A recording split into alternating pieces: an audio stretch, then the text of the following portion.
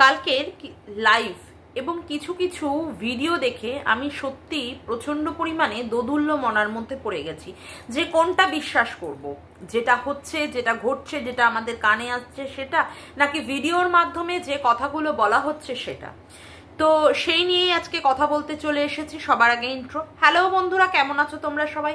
আশা করি তোমরা সবাই খুব ভালো আছো, আমিও খুব ভালো আছি। মামুনের মনের কথাতে তোমাদের সকলকে সুস্বাগতম। হ্যাঁ, সবার মনের মধ্যেই এখন একটাই প্রশ্ন, কি না কেন ওই কল রেকর্ডিং, বিশেষ করে ফোকলার কল রেকর্ডিংটা আমরা শুনতে পেলাম না। ফোকলা কি কি কথা বলেছিল ম্যাডামকে, যে কথার মধ্যে অনেক কিছুই সত্যতা এবং অনেক কিছুই মিথ্যে উঠে আসতে পারে, এবং যেখানে কিনা সেটা কোর্টের ব্যাপারে, কোর্টের যে কেসটা চলছে সেখানে একটা সলিড এভিডেন্স হিসাবে চলতে পারে, তাই না?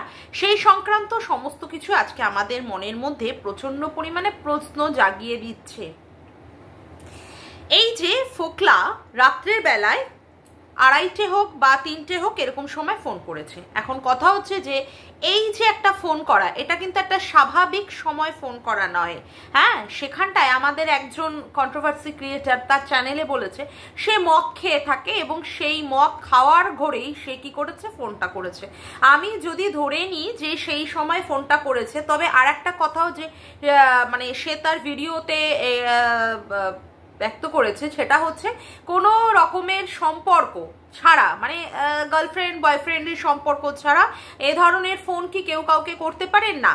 ব্যাপারটা হচ্ছে এই জায়গাটায় তাকে আমি বুঝিয়ে দিই, কোনো রকমের গুরুত্বপূর্ণ কথা হোক, কোনো রকমের ভ্যালিড কথা বলার জন্য বা কোনো রকমের কারোর বাড়িতে কোনো দুঃসংবাদ পৌঁছানোর ক্ষেত্রে রাত বা দিন বা ভোর এই ধরনের কিছু মনে হয় না কাটে। তো সেক্ষেত্রে ওই 2:30-3টের সময় একটা ফোন এসেছিল ম্যাডামের ফোনে, একদমই তাই। এখন ম্যাডামের ফোনে আসায় ম্যাডাম নিশ্চয়ই সেই ফোনটাকে এন্টারটেইন করেছেন, না হলে 40-42 মিনিটের ফোন আর নিশ্চয়ই তিনি কথা বলতেন না। এবার ব্যাপারটা হচ্ছে যে সেই কথাগুলো, যে কথাগুলো ফোকলা ম্যাডামের কাছে বলেছে, সেই কথাগুলোকে কি আমরা সত্যিই সঠিক ধরে নেব নাকি মিথ্যা ধরে নেব? এখন কিছু ক্ষেত্রে আমি দুটোকে ডিভাইড করে নেব। কিছু কিছুকে আমি ধরে নেব যে যে তার যে কথাগুলো সে বলেছিল তার আসপেক্ট হিসাবে, মানে তার সঠিক হিসাবে সেটাকে ধরে নিয়ে আমি কিছুটা আলোচনা করব, আর তার মিথ্যে হিসাবে কিছুটা ধরে নিয়ে আমি অবশ্যই এখানটায় আলোচনা করব, যেহেতু আমি অ্যাজ এ এখানটায় কন্ট্রোভার্সি ক্রিয়েটার একদম। এখন কথা হচ্ছে, প্রথমে আমি ধরে নিই যে তার এটা সত্যি হিসাবেই সে ফোনটা করেছিল। কেন? কারণ সে বলেইছে আমাদের কাছে তার ইনস্টাগ্রামের আইডিতে, যে সেখানটায় সে বলেছে যে সে প্রচণ্ড পরিমাণে প্রতিহিংসা পরায়ণ হয়ে ফোনটা করেছিল। তার চোখের সামনে দিয়ে সে ওই বাড়ির নিচে, অর্থাৎ ফ্ল্যাটের নিচে সে বসে থাকতো, সেখানে তার 3-4 জনের আনাগোনা ছিল ওই ফ্ল্যাটে, এমনকি বক দাদাও সেই বাড়িতে পার্টি বসাতো, অর্থাৎ কার কাছে না, অর্থাৎ হচ্ছে এই ভাঙা টিনের বাড়িতে, ফ্ল্যাটে।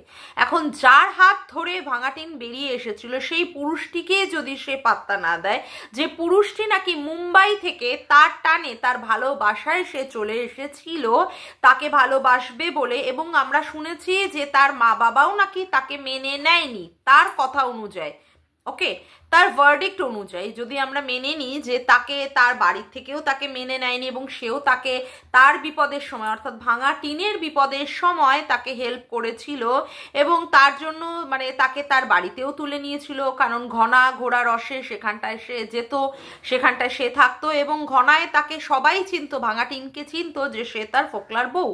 এবার এই হিসাবে যদি ফোকলা সেই মহিলার কাছে যদি তার আসপেক্ট অনুযায়ী ভালোবাসা হোক, তার বাড়িতে ঢুকতে না দেওয়া হোক, বা তার যে চাহিদা, তার টাকা, অবশ্যই সে টাকার জন্যই এই সমস্ত কিছু করেছিল, কারণ সে দিনের পর দিন দেখছিল যে ভাঙা টিন টাকাগুলো তার মা বাবা তার দাদাকেই দিয়ে দিচ্ছিল, তাকে দেয়নি। অথচ এই ভাঙা টিনের জন্যই আজকে ফোকলাকে বৌদিবাজ এত কিছু তাকে কটাক্ষের সম্মুখীন হতে হচ্ছে। তো যার জন্য তাকে কটাক্ষের সম্মুখীন হতে হচ্ছে, যার জন্য তাকে তার বাড়ির লোকও অনেক সময় অপদস্থ করেছে তো বটেই, এটা তো সত্যি কথাই, যার জন্য সে মুম্বাইয়ের মতো চাকরি ছেড়ে দিয়ে এসেছে, এত কিছু করে সে নিশ্চয়ই একটা জায়গায় কোথাও একটা ধাক্কা খেয়েছিল। তারপরেও হচ্ছে কি, বক দাদাও নাকি তাকে ফ্ল্যাটে নিয়ে গিয়ে তাকে নাকি পিটিয়েছে। সবই তার কথা অনুযায়ী, আমার কথা আমি কিন্তু লাগাচ্ছি না। তো এইগুলো যদি হয় তো তার মনের মধ্যে তো একটা রিভেঞ্জফুল মেন্টালিটি আসবেই, যে যার জন্য করি চুরি সেই বলে চোর। তো তার কাছ থেকে পাত্তা পাচ্ছে না। আবার কোনো একজন জিম ট্রেনার যার কথা আমরা শুনতে পাচ্ছি, যাই হোক, এখন তো অর্ক কুণ্ডুর নাম প্রচণ্ড পরিমাণে চলে আসছে। অর্ক কুণ্ডুর প্রোফাইলটা গিয়ে দেখলাম যে তার প্রোফাইলটাও আবার লকড। যাই হোক, তো সেক্ষেত্রে এখন কথা হচ্ছে এই রকমের রিভেঞ্জফুলি মেন্টালিটি তো তার মধ্যে আসবেই, তার জন্যই সে ম্যাডামকে ফোন করেছিল, এটা আমরা ধরে নিতেই পারি। আচ্ছা, এবার যে ব্যাপারটা হচ্ছে, যদি তার মিথ্যে কথা যদি আমরা ধরি যে হ্যাঁ সে মিথ্যে বলছে, বা সে তার এই ধরনের কাজ সে করেছে শুধুমাত্র ভাঙা টিনকে মলেস্ট করার ক্ষেত্রে, তো কথা হচ্ছে যে কল রেকর্ডিংটা অবশ্য আমরা শুনিনি, সে কল রেকর্ডিংয়ে কি ছিল। যদি বা ধরে নেওয়া হয় যে এটা সে মানে মিথ্যাবশত করেছে বা ভাঙা টিনকে মলেস্ট করার, তো এটা তো মানে সত্যি কথায় ভাঙা টিনকে যে সে খারাপ করতে চায় এটা তো স্বাভাবিক কথাই, এটা তো বোঝাই যাচ্ছে যে তার একটা রিভেঞ্জফুল মেন্টালিটি। যেটা আমার বলার বিষয়, যেটা নিয়ে আজকে আমি এখানটায় বলতে বসলাম, কথা হচ্ছে যে ম্যাডাম আমাদের কাছে বললেন যে এই কল রেকর্ডিংটা তিনি শোনাতে পারবেন না। কেন? কারণ ভাঙা টিনের অনেক কিছুই উঠে আসবে এই কল রেকর্ডিংয়ের মাধ্যমে, যেটা কি না এভিডেন্স হিসাবে কাজে লাগবে হচ্ছে হাইকোর্টে। তাহলে আমাদের কাছে বলার মানেটা কি হলো? তাহলে আমাদের সবার সামনে এই কথাটা বলার মানেই কি হলো যে সে ফোনটা করেছিল? না বললেই তো পারতেন। কিন্তু তার মধ্যেও ম্যাডাম একটা মানে জিনিস রেখে দিলেন। তিনি কি বললেন? 4-5 জনকে তিনি এইটা পাঠিয়েছেন। তা 4-5 জনকে পাঠানোর মানে কি? তারাও কি এটাকে নিয়ে কন্টেন্ট করবে রোজ প্রত্যেক দিন একটু একটু একটু একটু করে দিয়ে দিয়ে? যদি নাই শোনানোর মনে করতেন যে হ্যাঁ শোনাবেন না, তাহলে তো মনে হয় না কাউকে দেওয়াটা প্রয়োজন ছিল, তাই না? আর একটা বিষয়, আপনি এখানে মানে ম্যাডামের উদ্দেশ্যে বলছেন, আপনি বকের কল রেকর্ডিং নিয়েছেন, যেখানে এসে কত বড় মানে ধাপ্পাবাজি বা কি ধরনের নোংরা মানসিকতার পরিচয় দিয়েছে একজনের ক্লায়েন্টকে, মানে যার হয়ে তিনি কাজ করছেন সেই ক্লায়েন্টের হয়ে কাজ করার সময় তিনি কি করেছেন, তার কথাগুলোকে তিনি অন্য একজন মহিলার কাছে কিভাবে ব্যক্ত করেছেন যে তার চরিত্র ভালো না, তার কিছু না। তো তখন যখন আপনি এই কল রেকর্ডিংটা শুনিয়েছিলেন, আজকে এই কল রেকর্ডিংটা না শোনানোরই বা কি হলো? এটাই হচ্ছে আমাদের কাছে প্রশ্ন। আচ্ছা, তারপরে কথা হচ্ছে এই যে বকদাদা, এই বকদাদা সম্পর্কে আমরা কি শুনছি? বকদাদার সম্পর্কে শুনছি তার চরিত্র ভালো না, সে নাকি কোনো একজন ক্রিয়েটারকে তার ছবি চেয়েছিল। যদি ধরেই নি বকদাদার চরিত্র ভালো না, যদি ধরেই নি যে বকদাদা নাকি ভাঙা টিনের উপরও একটা নজর রয়েছে, ভাঙা টিন নাকি যেদিন বকদাদার ফ্ল্যাটে গেছিল সেদিন নাকি খারাপ দৃষ্টিতে দেখেছিল তার দিকে, তারপরে বকদাদার বউয়ের সাথেও বকদাদার একটা সম্পর্ক তাই নিয়ে খারাপ হয়েছিল, মাঝে গন্ডগোল হয়েছিল। তো সেই ক্ষেত্রে মানে আবার বকদাদাই মানে এই বকদাদাই যখন আবার ফোকলাকে মারলো, আর তো সেক্ষেত্রে ফোকলাও আমাদের কাছে এসে মানে আপনার কাছে এসে বলেছে যে তাকে নাকি গাঁজা কেসে দেওয়া হবে। তো আবার সেই ক্ষেত্রে আবার ম্যাডাম কেন বললেন যে তাকে গাঁজা কেস থেকে তিনি উদ্ধার করবেন? আবার এদিকে বলছেন যে বকদাদা যে কাজটা করেছে, অর্থাৎ ফোকলাকে যে উনি মেরেছেন, এটা নাকি উনি ঠিক করেছেন। মানে ব্যাপারগুলো না আমার কাছে পুরোটা মানে বলতে গিয়েও আমার মানে মনে হচ্ছে যে কি ব্যাপারগুলো ঘটছে। একবার উনি বলছেন যে বকদাদা ঠিক করেছে, বকদাদা মেরেছে, অমুক করেছে, সেই বকদাদাই যখন আবার ফোকলাকে গাঁজা কেসে ফাঁসানোর চেষ্টা করলেন, বলেছেন যে দেবেন গাঁজা কেস, সেই ক্ষেত্রে আবার ম্যাডাম নিজেই বলছেন যে হ্যাঁ ফোকলাকে উনি বাঁচাবেন। মানে এইগুলো সত্যি আমার কাছে টোটালি কনফিউজড। উনি কাকে প্রোটেক্ট করার চেষ্টা করছেন? ফোকলাকে প্রোটেক্ট করার চেষ্টা করছেন, নাকি বকদাদাকে ঠিকঠাকভাবে বকদাদাকে উইশ করছেন তার কাজের জন্য? কোনটা? তাই না? এই ব্যাপারটা মনে হচ্ছে না কোথাও একটু দ্বিচারিতা লাগছে। মানে চোরকে বলছেন চুরি করো, গৃহস্থকে বলছেন সজাগ থাকো, ব্যাপারগুলো সেরকমই হচ্ছে। আচ্ছা, আরও কিছু কথা হচ্ছে যে এই যে আজকে কথা উঠছে যে অর্ক কুণ্ডু যে উঠে এসেছে, যার নাম, যার সাথে নাকি আমাদের ভাঙা টিনের একটা সম্পর্ক গড়ে উঠেছে, জানি না আরও অনেক কিছু, অর্পণ টর্পণ, তো কত কিছুই নাম আমরা এক একজনের মুখ থেকে শুনছি। আবার নাকি বক দাদার সাথেও সম্পর্ক হয়েছে, মানে কোনটা ধরে নেব? বক দাদার সাথে সম্পর্ক হয়েছে, নাকি অর্পণ বলে কারোর সাথে সম্পর্ক হয়েছে, নাকি অর্ক কুণ্ডু যে নাকি জিম ট্রেনার তার সাথে সম্পর্ক হয়েছে? মানে ব্যাপারগুলো না প্রচণ্ড পরিমাণে আমার কাছে হচপচ লাগছে। আবার ম্যাডাম বলছেন যে তোমরা কিন্তু ভাঙা টিনকে নিয়ে সেভাবে কন্টেন্ট করো না, ভাঙা টিনের কিন্তু মনের অবস্থা খুব খারাপ, সেই ক্ষেত্রে মেয়েটা প্রচণ্ড পরিমাণে বিধ্বস্ত, মেয়েটাকে নিয়ে কন্টেন্ট করো না। অর্থাৎ মানে এটা উনি বোঝালেন যে ওনার মানবিকতার খাতিরে যে কাউকে নিয়েই যেন এখানে কন্টেন্ট না করা হয়। যাই হোক, সেটা উনি ওনার আসপেক্ট দিয়ে বলেছেন বা ওনার মনে হয়েছে সেটা বলা। রাতের বেলায় চুনা ম্যাডামের লাইভ দেখছি, সেখানে চুনা ম্যাডাম বলছেন না না ভাঙাটিন খুবই ভালো আছে, ভাঙাটিন মুখের মধ্যে সবুজ রং মাখিয়ে হ্যাপি হোলি বলে আনন্দ করছে। অথচ আজকের ওর ব্লগ ভিডিওতে কিন্তু আমরা সেই জায়গাটা দেখিনি যে হ্যাপি হোলি বলে আনন্দ করছে। এখন জানি না ফেসবুকে দিয়েছে কি না, কিন্তু ম্যাডামের যে বলা কথা যে ও ট্রমাটাইজড, সেটাকে তো পুরো উল্টে দিচ্ছে হচ্ছে আমাদের চুনা দিদি, সেটাকে পুরোটাই উল্টে দিচ্ছে আমাদের চুনা দিদি। তাহলে কার কথাটা ধরে নেবো? চুনা দিদির কথাটা ধরে নেবো নাকি ম্যাডামের কথাটা ধরে নেবো?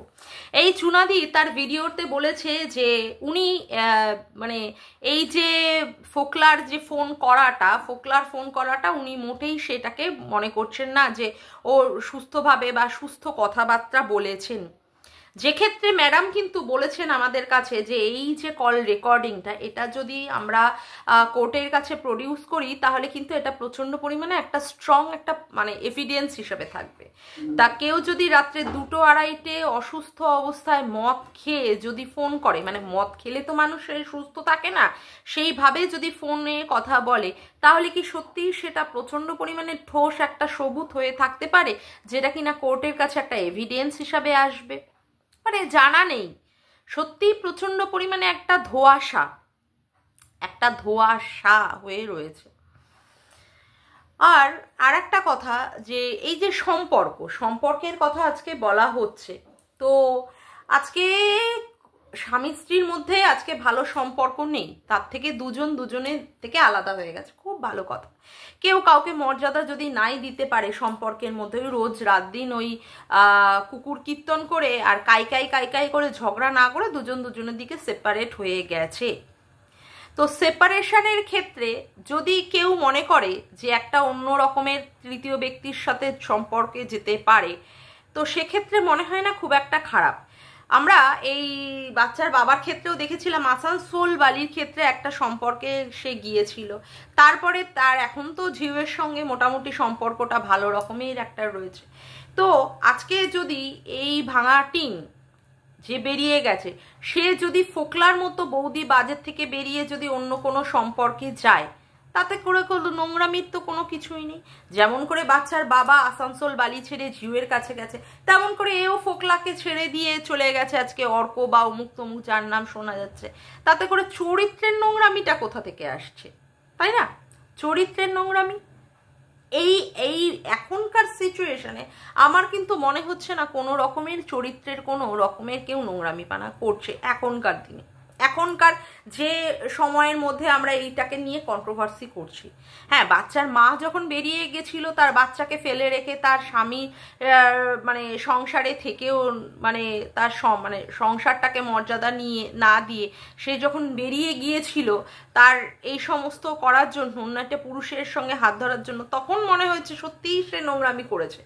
কিন্তু আজকে বাচ্চার বাবাও সেই আজকে ডিভোর্স না হওয়ার আগেই সেও যদি কোনো সম্পর্কে যাওয়ার জন্য যদি টেস্ট করতে থাকে, আজকে অমুকের সঙ্গে একটা আসানসোল বালিতে গেলাম, মানে আসানসোলে গেলাম, সেখানে গিয়ে একটা টেস্ট করলাম, না এটা আমার টেস্টের মতো উপযুক্ত নয় তো ছেড়ে দিলাম, আবার আর একজনের কাছে গেলাম টেস্টের মতো, তো এক্ষেত্রে ফোকলাকেও মনে হয়েছে তার টেস্টের নয়, তার জন্যই যদি সে অন্য কারোর সাথে সম্পর্কের মধ্যে যায়, এতে তো আমি মোটেই কোনো রকমের অন্যায় বা কোনো কিছুই দেখতে পাচ্ছি না, তাই না? যদি এই আসপেক্টেই আমি কথা বলি, যদি এই আসপেক্টেই কথা বলে থাকি, মানে আমার কাছে বিষয়গুলো প্রচন্ড পরিমাণে ঘোটালো হয়ে যাচ্ছে।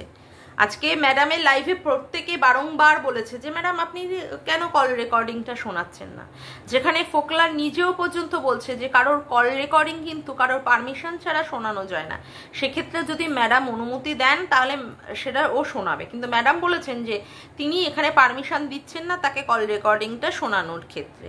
অবশ্যই তো তার জন্য উনি কি বলছেন, তাহলে কিন্তু আইনের আওতায় পড়বে।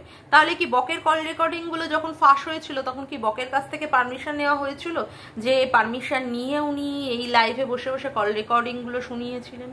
তাই না? মনে হয় তো না।